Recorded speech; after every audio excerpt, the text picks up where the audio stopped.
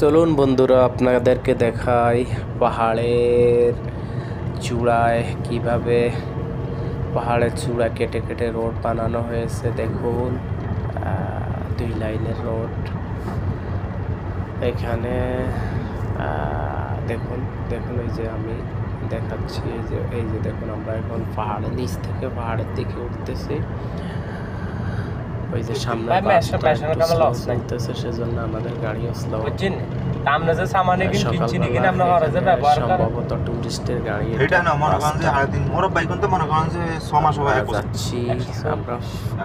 এই পাশ থেকে পাহাড়ের, এই পাশ থেকে রোডের, এই পাশ থেকে ও পাশে যাব।